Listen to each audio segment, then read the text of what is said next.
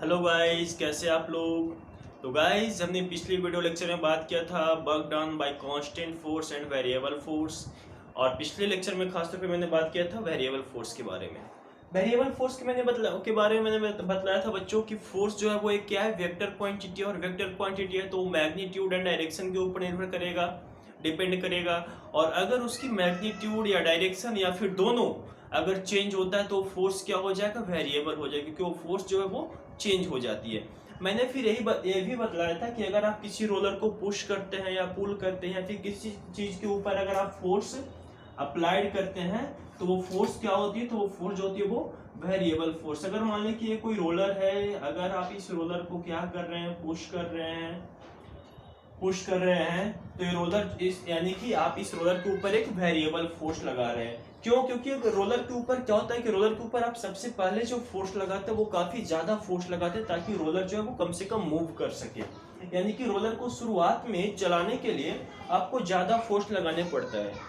इसके बाद जब वो रोलर जब चलना शुरू कर देती है तो फिर उसके ऊपर आप आसानी से थोड़ी बहुत फोर्स लगाते चलते हैं तो रोलर जो है वो आसानी से आगे चलते जाता है इनर्शिया के कारण, क्योंकि वो रोलर जो है वो आसानी से चलते रहता है और उसके ऊपर आप थोड़ी बहुत फोर्स देते रहे तो रोलर क्या होगा, वो आसानी से चलते रहेगा। तो कहीं ना कहीं आपने शुरुआत में सबसे पहले ज्यादा फोर्स लगाया, फिर आपने फोर्स देना कम कर दिया तो कहीं ना कहीं ये फोर्स चेंज हुआ, तो ऐसा हम बोलेंगे कि ये फोर्स क्या है, तो वेरिएबल है। तो हम लोगों ने कांस्टेंट और वेरिएबल फोर्स के बारे में बहुत अच्छे तरीके से बात कर रखा था।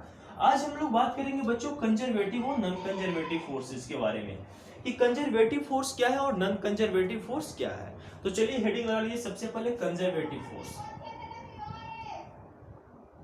कंजर्वेटिव फोर्स, कंजर्वेटिव फोर्स क्या है। ठीक है बच्चों, कंजर्वेटिव फोर्स, कंजर्वेटिव फोर्स के लिए कहा जाता है बच्चों कि कंजर्वेटिव फोर्स उस फोर्स को कहेंगे जिस फोर्स के द्वारा किया गया कार्य जो है संरक्षी बल, उस बल को कहेंगे जिस बल के द्वारा किया गया कार्य जो है वो मार्ग के ऊपर निर्भर नहीं करता है। यानी कि संरक्षी बल उस बल को कहेंगे जिसके द्वारा किया गया कार्य मार्ग के ऊपर निर्भर नहीं करता है, तो वो क्या कहलाएगा, संरक्षी बल कहलाएगा। यानी कि कंजर्वेटिव फोर्स उस फोर्स को कहेंगे कि उस फोर्स को कहेंगे कि जिसके द्वारा किया गया जो वर्क डन जो है, जिसका वर्क डन जो है वो पाथ के ऊपर डिपेंड नहीं करता है, तो वो क्या कहलाएगा, तो वो क्या कहलाएगा कंजर्वेटिव फोर्स। तो यहां से कंजर्वेटिव फोर्स का हम डिफिनेशन लिखेंगे कि a force is said to be conservative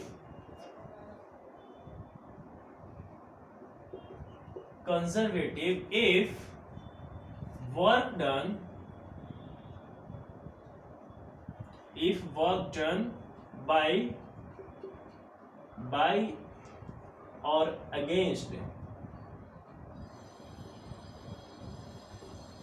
or against that force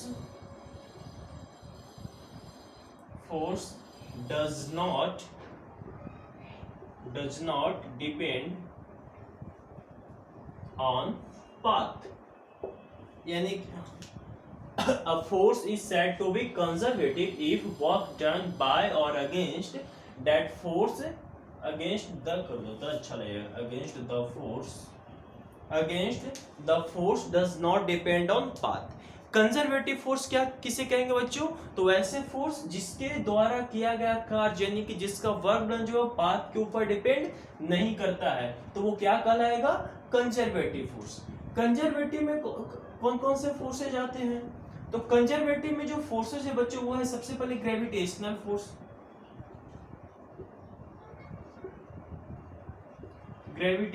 force, और क्या है, तो और है इलेक्ट्रोस्टैटिक फोर्स,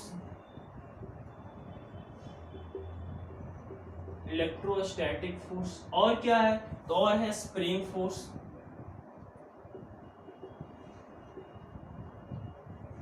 फोर्स, जिसे इलास्टिक फोर्स भी कह सकते हैं, चाहे तो आप मैग्नेटिक फोर्स भी लिख सकते हैं, मैग्नेटिक फोर्स ईटीसी और भी है। है ना। तो ये क्या है, ये सारे कंजर्वेटिव फोर्सेज है।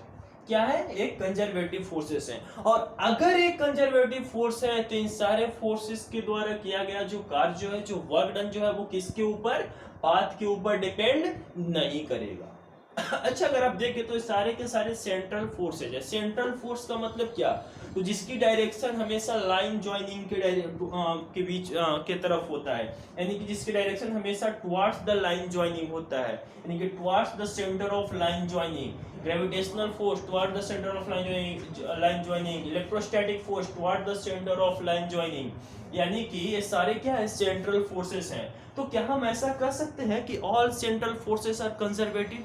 जी हाँ, बिल्कुल कर सकते हैं। तो यहां से हम एक पॉइंट बना लिए कि all central forces are conservative.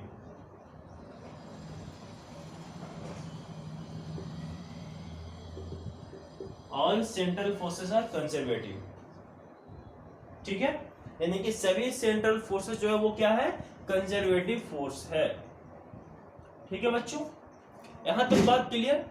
अब आइए इसका एक एग्जांपल लेते हैं कि कैसे ग्रेविटेशनल फोर्स के द्वारा किया गया कार्य जो है वो पाथ के ऊपर निर्भर नहीं करता है। ठीक है, तो एक इसका अच्छा सा एग्जांपल लेते हैं।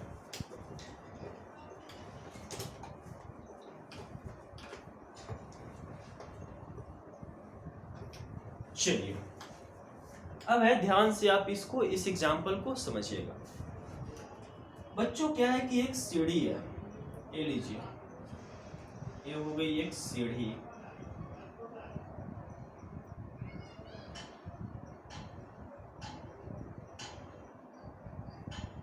ठीक है, यहां पर एक ऑब्जेक्ट रखी है, यहां पर एक ऑब्जेक्ट रखी है जिसकी मास है m। अब इस ऑब्जेक्ट को लेकर यहां से यहां जाना है। कहां जाना है, तो यहां से यहां। ए हो गया हमारा पाथ 1। इसमें दूसरा ऑप्शन है कि अगर आप इस सीढ़ी से लेकर नहीं जाना चाहते हैं, अगर आप इस सीढ़ी से नहीं जाना चाहते हैं तो दूसरा ऑप्शन क्या है, इस ऑब्जेक्ट को खींच के आप यहां से ऐसे ले आइए यहाँ पर, इसको डायरेक्ट ऊपर आप खींच लीजिए, यानी कि यहाँ पर ऑब्जेक्ट को ले आइए और यहाँ पे ऑब्जेक्ट को लाके ऊपर खींच लीजिए, यानी कि ये हो गया हमारा पाथ 2। इसमें तीसरा ऑप्शन भी दिया गया है। तीसरा ऑप्शन क्या है कि ये ऑब्जेक्ट यहाँ पर है ना, आप इसको एक काम कीजिए, यहाँ से डायरेक्ट एक रॉड डाल दीजिए इस तरह से, और आप ये इसके माध्यम से, और इस रॉड का लंबाई दिया हुआ है L, लंबाई दिया हुआ है L, आप इसके माध्यम से इसके ऊपर ऐसे खींचते हुए आप लेके चले जाइए। अब आपको इसमें बताना है कि इन तीनों रास्ते से ये जो है वो हमारा थर्ड पाथ है। अब आपको इसमें बताना है कि क्या work done by gravitational force on this object, क्या इस तीनों पाथ से सेम होगा। Work done by gravitational force on this object, क्या इन तीनों पाथ से सेम होगा। आइए देखते हैं। बच्चों हम पहले बात करते हैं पाथ 1 की, फर्स्ट पाथ की, इसकी सीढ़ी वाले की। मैं भी इसको मिटा दूं, ये लीजिए, ले लीजिए, मैंने थर्ड पाथ जो है वही मिटा दिया है। ठीक है, ये है हमारा पाथ 1, और ये लीजिए, इसको मैं थोड़ा सा बड़ा करके इस पाथ को मैं ड्रा कर देता हूँ। ये लीजिए थर्ड पाथ है, ताकि आपको याद भी रहे। ठीक है, चलिए अगर हम बात करें फर्स्ट पाथ की, तो क्या होगा कि इस ऑब्जेक्ट को यहां से पहले यहां लेकर आना पड़ेगा। पहले इस ऑब्जेक्ट को यहां से इस वाले सीढ़ी पर लाना होगा, इसके बाद फिर यहां से इस वाले सीढ़ी पर लाना होगा, और इसके बाद फिर यहां से यहां फाइनली लेकर आना होगा, है ना। यानी कि अगर हम देखें तो कुल मिलाकर इसकी डिस्प्लेसमेंट नीचे से ऊपर की तरफ हो रही, यानी कि कुल मिलाकर इसकी डिस्प्लेसमेंट कहां, किधर की तरफ हो रही है तो ऊपर की तरफ हो रही है, ऊपर के डायरेक्शन में। बच्चों इसके ऊपर ग्रेविटेशनल फोर्स ऑफ ग्रेविटी तो पता है कि हमेशा नीचे की तरफ लगता है। कितना लगता है, तो mg लगता है, और कौन लगाता है, तो अर्थ है। पृथ्वी जो है वो फोर्स लगाती है, अर्थ एक फोर्स लगाती है, इसको बोलते हैं फोर्स ऑफ ग्रेविटी, और उसकी डायरेक्शन हमेशा towards the centre of earth होता है। तो mg फोर्स नीचे के तरफ और डिस्प्लेसमेंट ऊपर के तरफ, इस ऑब्जेक्ट को हम बना लिए पॉइंट मास। ये देखिए mg फोर्स नीचे के तरफ और s फोर्स डिस्प्लेसमेंट ऊपर के तरफ, दोनों के बीच का एंगल कितना हो गया 180 डिग्री। क्लियर।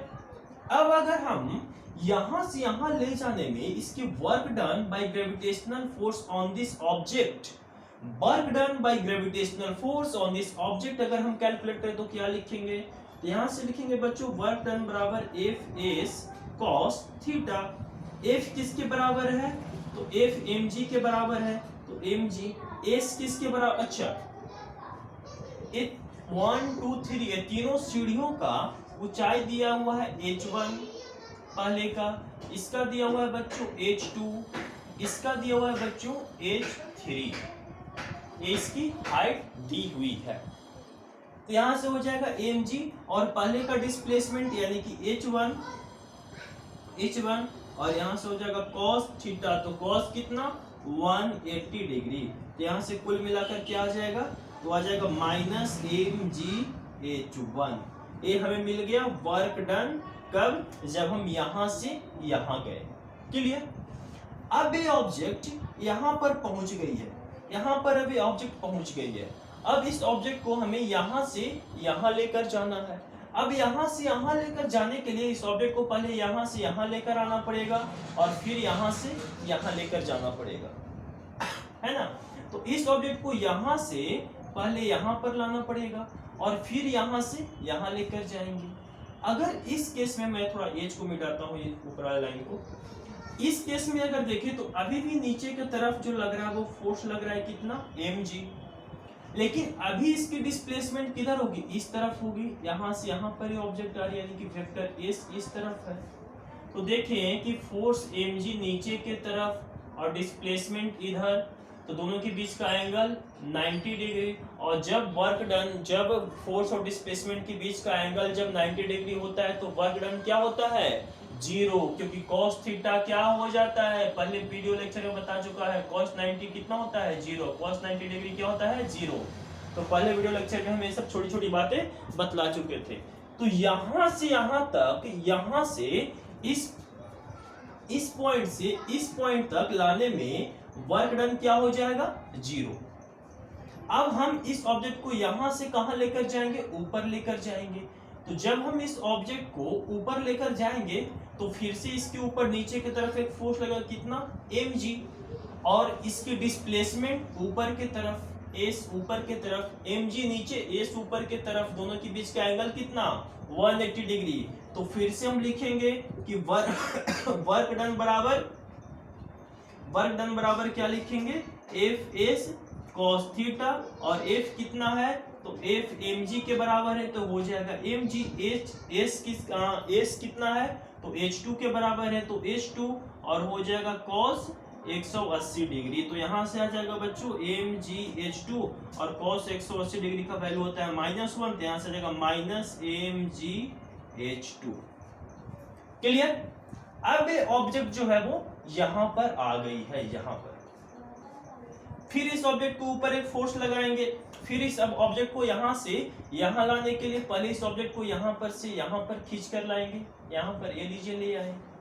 तो फिर इस केस में क्या होगा कि नीचे की तरफ एक फोर्स लगेगा mg और डिस्प्लेसमेंट इस तरफ s, तो दोनों के बीच का एंगल हो जाएगा 90 डिग्री, और जब दोनों के बीच का एंगल हो जाएगा 90 डिग्री तो फिर से हमारा वर्क डन क्या हो जाएगा, जीरो। और जब वर्क डन जीरो तो ये आ जाएगा ऑब्जेक्ट यहाँ पर। अब यहाँ पर जैसे ही ऑब्जेक्ट आएगा, अब इसको खींच के यहाँ से यहाँ लेकर जाना है, तो नीचे की तरफ एक फोर्स लगेगा mg, ऊपर की तरफ एक फोर्स लगेगा क्या, ऊपर की तरफ डिस्प्लेसमेंट हो रही है s, तो फिर से क्या होगा, फोर्स नीचे डिस्प्लेसमेंट ऊपर, दोनों के बीच का एंगल कितना 180 डिग्री। तो फिर से हम यहाँ पर लिखेंगे कि वर्क डन इक्वल टू, मैं इधर लिख लेता हूँ, ठीक है। तो फिर से इधर लिखता हूं अब,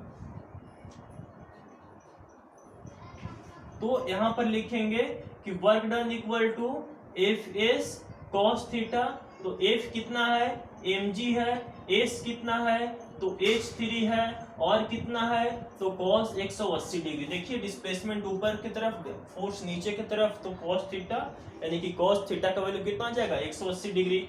तो यहाँ से लिखेंगे बच्चों कि mg h3 और cos 180 कितना होता है -1 होता है, तो यहाँ से आ जाएगा -mgh3।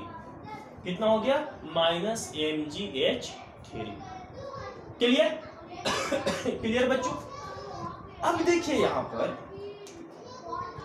यहाँ पर, वन इक्वेशन 2 इक्वेशन 3। अब ये फाइनली ऑब्जेक्ट यहाँ पर पहुंच गया, यानी कि ऑब्जेक्ट पहले था इस पॉइंट पर, अब ऑब्जेक्ट पहुंच गया इस पॉइंट पर। क्लियर? अच्छा, एक चीज और इसमें दिया हुआ है, मैं जरा दिखाया था, यहाँ से यहाँ इसकी हाइट दी हुई है बच्चों h, यहाँ से इसकी हाइट दी हुई है स्मॉल h। कितना हाइट दिया हुआ है तो स्मॉल h, ठीक है। इस छत की यहाँ से यहाँ तक की हाइट दी हुई है स्मॉल h। अब इसमें अगर आप टोटल वर्क डन निकाले, कितना टोटल वर्क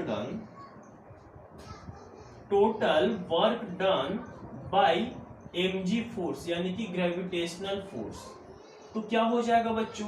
तो आप लिखेंगे W1 plus W2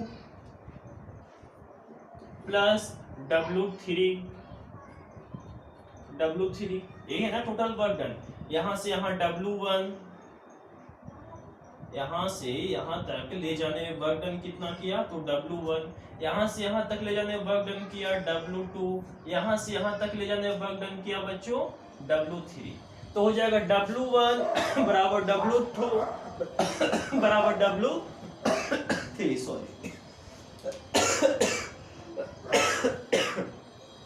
sorry guys. अब देखिए कि W1 कितना है तो -mgh1 प्लस W2 कितना है तो माइनस, इसको डायरेक्ट इसको माइनस ही लिखते चले ना, माइनस, तो ये प्लस माइनस माइनस हो जाएगा, तो फिर से लिखते हैं -mgh2 और फिर प्लस W3, और W3 कितना है फिर से mgh3, तो प्लस यहाँ पर ऐसे प्लस और माइनस, तो माइनस आएगा ना, तो इसलिए मैं डायरेक्ट माइनस लिख दे रहा हूँ। तो यहाँ से हो जाएगा माइनस कितना हो जाएगा बच्चों -mgh3। अब आप इसमें देखें कि mg क्या है, mg सब में क्या है कॉमन है, तो एक काम करें हम यहाँ से -mg को कॉमन ले लिए। क्या किए तो -mg को हम कॉमन ले लिए, -mg तीनों में सेम है, तो तीनों में से -mg को कॉमन ले लिए। अब यहाँ से क्या हम ऐसे लिख सकते हैं कि h1 plus h2 plus h3। Clear? और अब यहाँ से देखिए बच्चों कि ये जो स्मॉल h जो हाइट है, ये जो स्मॉल h जो हाइट है सीढ़ी की, स्मॉल h ये क्या है तो h1 plus h2 plus h3 बराबर स्मॉल h लिख सकते हैं या नहीं? जी हाँ बिल्कुल लिख सकते हैं। अरे यही h1 h2 h3 मिलकर तो एक बड़ा वाला h यानी कि यहाँ से यहाँ तक का हाइट बन रहा है ना, तो मैंने लिख दिया इस h1 h2, क्योंकि हमें, मैं इसको कहाँ पर लिखूं, यहाँ पे लिख देता हूँ, क्योंकि हमें h1 plus h2 plus h3 बराबर स्मॉल h दिया हुआ है। ठीक है, तो क्या हम इसके जगह पर, क्या हम इस -mg और h1 h2 h3 के जगह हम यहाँ से स्मॉल h लिख सकते हैं? तो हमें यहाँ से टोटल वर्क डन कितना मिल गया तो मिल गया -mgh। टोटल वर्क डन कितना मिल गया -mgh। तो हमें इस रास्ते से यानी कि फर्स्ट पाथ से जो हमें work done by gravitational force on this object मिला है बच्चों, को कितना मिला है तो -mgh। तो हम इसको साइड में लिख देते हैं, इधर कहीं इसको मिटाते हैं, हम इधर साइड में लिख देते हैं कि work done by path 1 equal to -mgh। Clear? चलिए जल्दी से इसका स्क्रीनशॉट लीजिए, फिर आगे की कहानी करते हैं। जल्दी से इसका स्क्रीनशॉट लीजिए, फिर आगे की कहानी करते हैं। हो गया। चलिए नेक्स्ट, अब जो है अब हम कैलकुलेट करते हैं कि work done by second path. इस सेकेंड पाथ से वर्क डन ग्रेविटेशनल फोर्स के द्वारा इस ऑब्जेक्ट पर क्या आता है। अगर सेम आया तब तो फिर ठीक है, कंजर्वेटिव होगा, और अगर डिफरेंट आ गया तब तो फिर एक कंजर्वेटिव फोर्स नहीं होगा। क्यों? क्योंकि वर्क डन जो है वो कंजर्वेटिव फोर्स के द्वारा वर्क डन जो है वो पाथ के ऊपर डिपेंड नहीं करता है, यानी कि work done by conservative force does not depend on path. Work done by conservative force does not depend on path. और ग्रेविटेशनल फोर्स क्या है? कंजर्वेटिव फोर्स है। तो आप ऐसे सीढ़ी से जाएं या फिर आप इधर से जाएं, ऐसे डायरेक्ट चले जाएं, कोई फर्क नहीं पड़ेगा। यानी कि फिर से हमारा वर्क डन क्या आना चाहिए? -mgh ही आना चाहिए। चलिए कैलकुलेट करके देखते हैं कि -mgh आता है या नहीं। मैं फिगर को ऐसे ही छोड़ दूंगा, बस इतना मिटाऊंगा।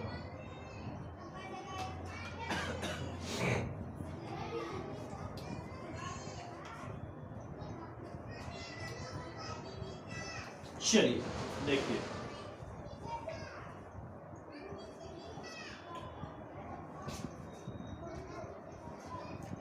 बच्चों अब इस ऑब्जेक्ट को यहां से यहां लेकर आना है, लेकिन इस बार जो आना है वो हमें इस पाथ 2 के थ्रू लेके आना है। यानी कि यहां से यहां लेके ऑब्जेक्ट को पहले जाएंगे, यहां पर लाएंगे, और यहां से फिर इसको हम ऊपर खींच लेंगे।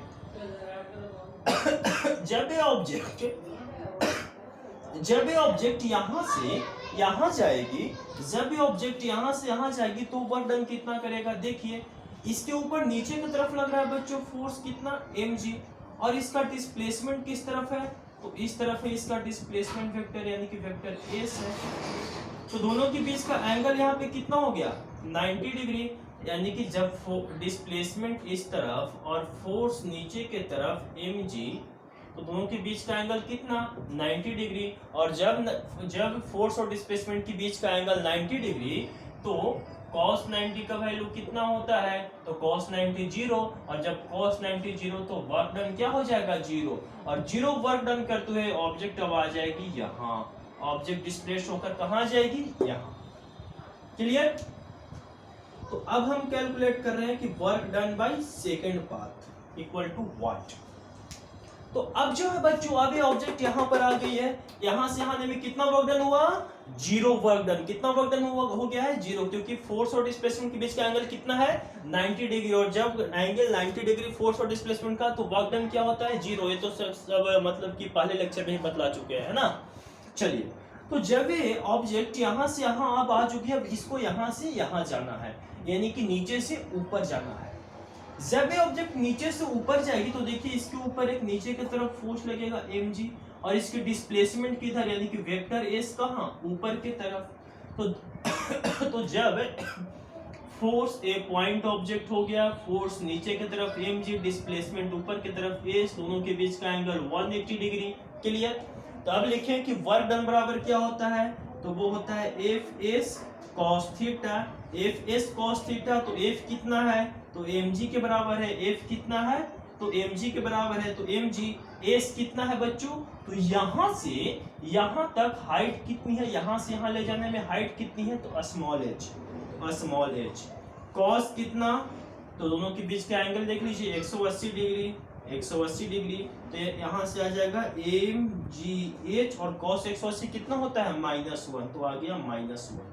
तो यहाँ से आ जाएगा work done by second path equal to क्या हो जाएगा? -mgh। अरे फिर से तो हमारा वही work done by the second path भी फिर से तो हमारा -mgh ही आ गया। पहले पाथ से भी आया था कितना? -mgh। सेकेंड पाथ से भी कितना आ गया? -mgh। यानी कि अब रियलाइज हो रहा है कि वास्तव में ये जो ग्रेविटेशनल फोर्स है वो क्या है? कंजर्वेटिव फोर्स है, क्योंकि अभी तक दोनों पाथ से जो है ग्रेविटेशनल फोर्स के द्वारा किया गया कार्य, यानी कि वर्क डन जो है वो कितना आया है? -mgh, यानी कि कुछ रियलाइज होने लगा है कि वास्तव में कंजर्वेटिव फोर्स द्वारा जो है वो वर्क डन वो बात के ऊपर डिपेंड नहीं करता है, क्योंकि हम अभी इस तरह से चढ़ते हुए गए तो भी हमारा वर्क डन आया -mgh, हम यहाँ से यहाँ और यहाँ से यहाँ गए तो भी हमारा वर्क डन आया -mgh। तो आप किधर से भी जाए, ऐसे चले जाए, आप ऐसे चेक करते हैं कि ऐसे जाने पर क्या होता है। देखिए आइए बढ़ाएं इसको, तो इसको पहले हम लिख के यहाँ पे रख लेते हैं। ये लीजिए, मैं इधर लिखूं क्या, इधर लिखता हूँ सबसे अच्छा तरीका। यहाँ पे work done by path 1 equal to -mgh, work done by path 2 equal to कितना आया है, तो भी आया है -mgh। क्लियर। अब तीसरे पाथ की बात करते हैं, तीसरा जो रास्ता बनाया हुआ है उस रास्ते की बात करते हैं। ये लीजिए, ये सारा कुछ मैंने मिटा दिया। चलिए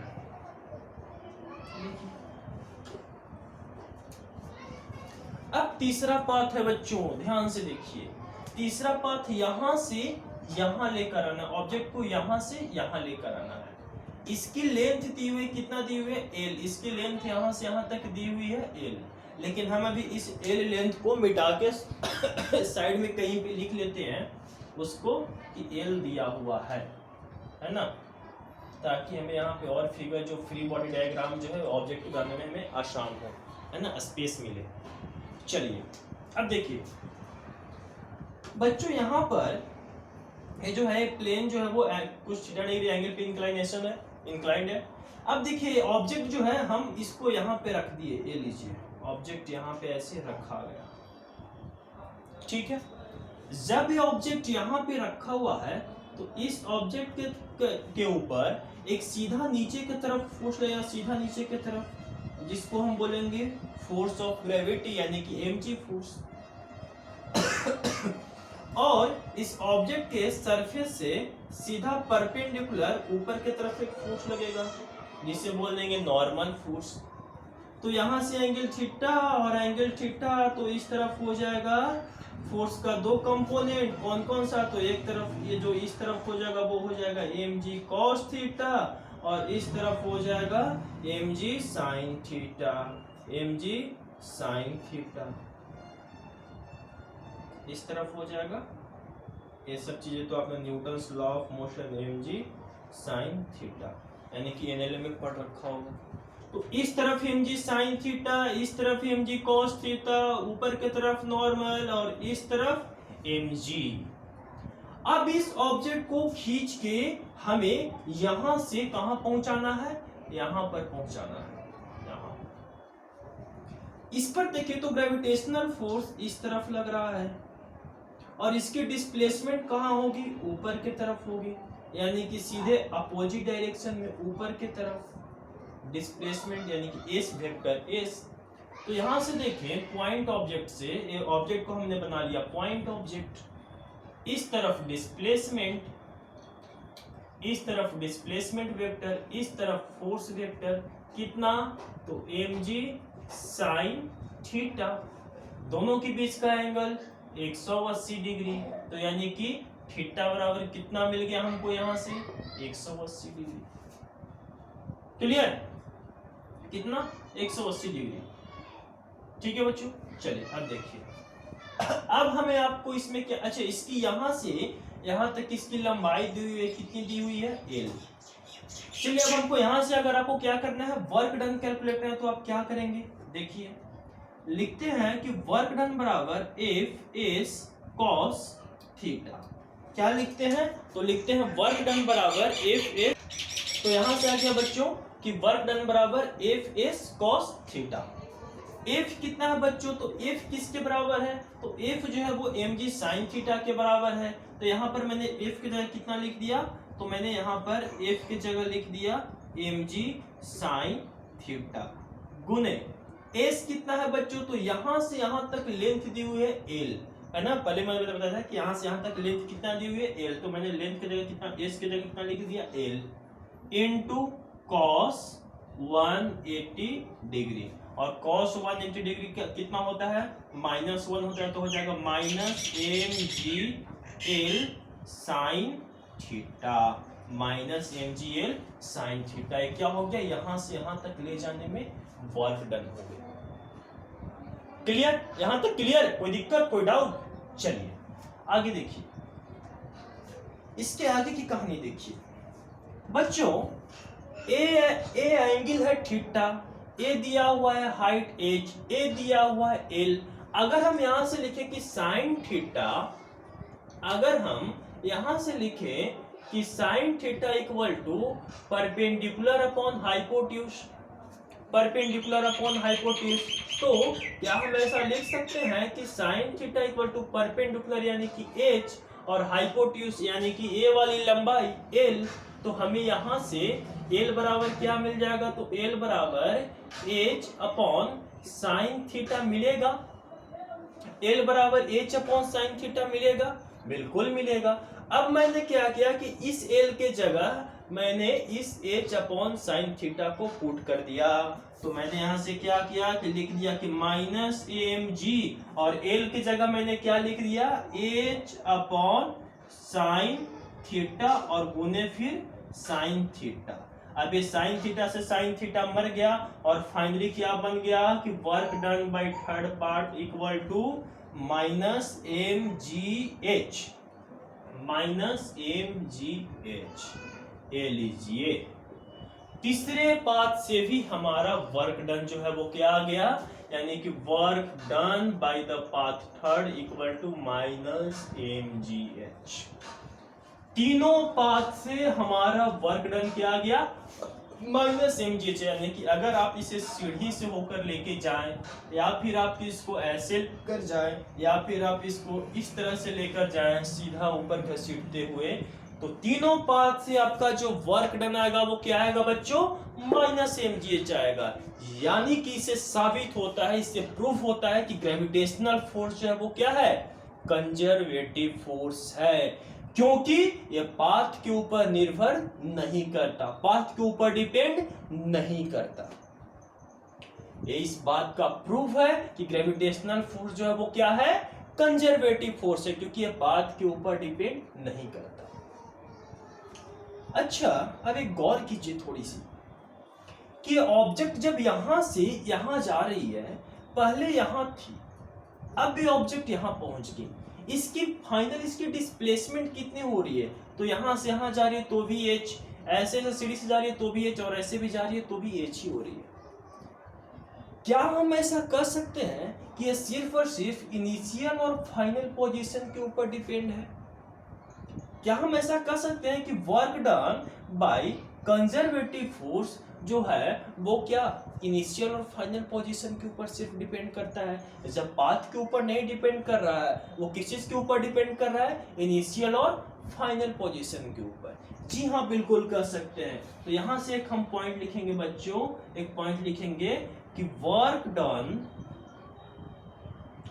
done by conservative force, conservative force depend on initial and final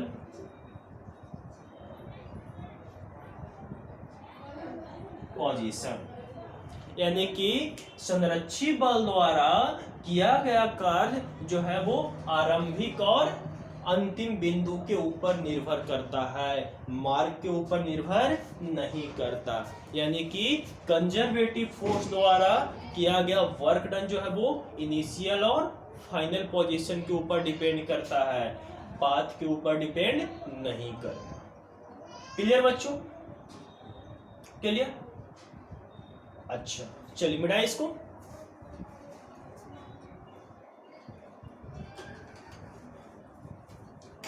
मजा आया आज के लेक्चर में कंजर्वेटिव फोर्स को पढ़ने में? चलिए नेक्स्ट पॉइंट। ऐसे तो मैं कोशिश में था कि आज नॉन कंजर्वेटिव फोर्स के बारे में बता देता, लेकिन क्या करूँ, वीडियो का ड्यूरेशन काफ़ी ज़्यादा है, क्योंकि ऐसे भी 34 मिनट्स का वीडियो हो रखा है, थोड़ा ज़्यादा एक्सप्लेन करने लग गया, ऐसे छोटी छोटी बातें ये सब थी, तो इसलिए नेक्स्ट लेक्चर में हम नॉन कंजर्वेटिव फोर्स, कोई बात नहीं, स्लो पढ़ेंगे लेकिन अच्छी तरह पढ़ेंगे यार, है ना। स्लो पढ़ो लेकिन मजे से पढ़ो, अच्छे से पढ़ो। एक एक बात जहन में जानी चाहिए, एक एक बात जो है माइंड में जानी चाहिए, तभी पढ़ने में मजा आता है। नहीं अब जल्दी जल्दी पढ़ते गए तो यार माइंड में जब गया नहीं तो फिर पढ़ने से फायदा क्या है। इसलिए थोड़ी थोड़ी पढ़ो, अच्छे तरीके से पढ़ो। चलो तो एक पॉइंट और लिखेंगे बच्चों कि वर्क डन, यहाँ पे एक स्टार मार्क्स, मैंने दूसरा पॉइंट यहाँ पे लिखा था क्या कि work done by conservative force depend on initial and final position, वो अभी हम लोगों ने देख लिया। इसके बाद नेक्स्ट पॉइंट है कि work done by conservative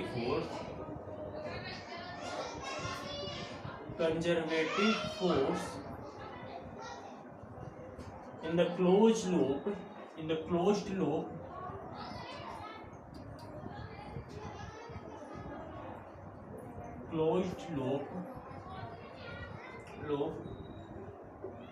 will be 0। बच्चों क्लोज लूप में कंजर्वेटिव फोर्स के द्वारा वर्क डन जो है वो क्या हो जाता है, शून्य हो जाता है। अगर मान लो कि कोई एक ऑब्जेक्ट यहाँ पर है, ऑब्जेक्ट ऐसे चल रहा है कि अगर फोर्स अगर कंजर्वेटिव है तो फिर से यहाँ पर आ गया, तो इस कंडीशन में वर्क डन क्या हो जाएगा, 0 हो जाएगा। वर्क डन क्या हो जाएगा, 0, क्योंकि इसका इनिशियल पोजीशन यही भी था और फाइनल पोजीशन भी यही है। तो देखिए इनिशियल और फाइनल पोजीशन दोनों के बीच में कोई डिस्टेंस रहा नहीं, कोई डिफरेंस रहा नहीं, इनिशियल पोजीशन भी सेम, फाइनल पोजीशन भी सेम, तो वर्क डन क्या हो जाएगा, 0 हो जाएगा। तो इसीलिए कि work done by the conservative force in a close loop will be 0। ये थी लास्ट पॉइंट, ठीक है। अब जो है अच्छा, क्या work done in close loop हमेशा, अच्छा एक चीज, एक और क्वेश्चन सोचो बच्चों, कोई एक ए है पॉइंट ए है पॉइंट बी, कोई एक ऑब्जेक्ट है यहाँ पर, ऑब्जेक्ट को यहाँ से लेकर ऐसे ऐसे और ऐसे यहाँ पर आते हैं। दूसरी बात है कि इसको वैसे सीधे लेकर चले आते हैं, ठीक है, और एक ऐसे लेकर आते हैं, और तीसरी कहानी ये है कि कुछ इस तरह से ऐसे लेकर आते हैं, ठीक है। आए कहाँ, तो पॉइंट बी पर। अगर फोर्स कंजर्वेटिव हो, फोर्स क्या हो, कंजर्वेटिव,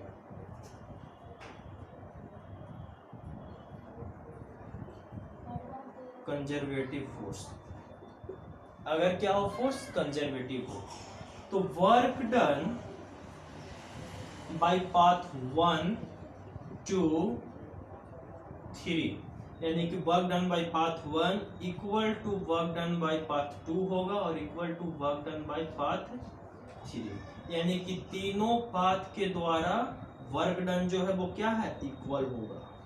क्यों, क्योंकि work done by conservative force जो है वो क्या है, पाथ के ऊपर डिपेंड नहीं करता, वो सिर्फ और सिर्फ इनिशियल और फाइनल पोजीशन के ऊपर डिपेंड करता है। आप ऐसे आए या वैसे किसी भी रास्ते से आए, तो वर्क डन यानी कि work done by path 1, work done by path 2 और वर्क डन बाय पाथ 3 वो आपस में क्या होगा, तीनों इक्वल होगा।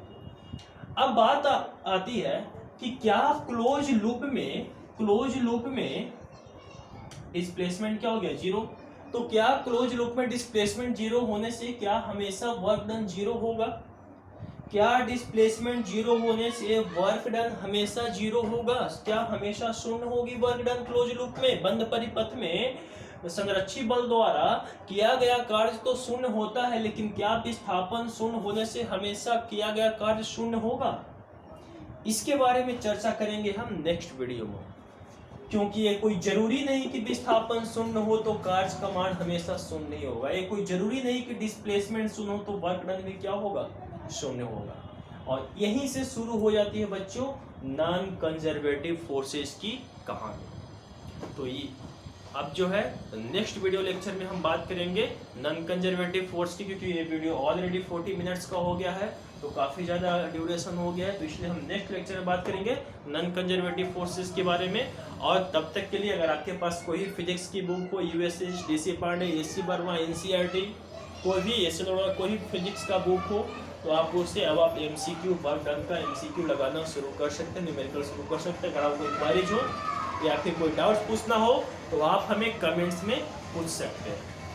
ठीक है, तो आज के लिए बस यही इतना। तब तक हमारे साथ बने रहिए। अगर आपको ये वीडियो लेक्चर अच्छा लगा तो आप अपने दोस्तों को शेयर करें, अपने आसपास लोगों को शेयर करिए, चैनल को सब्सक्राइब कीजिए, कमेंट कीजिए एंड वीडियो को लाइक कीजिए। Thank you for watching this video.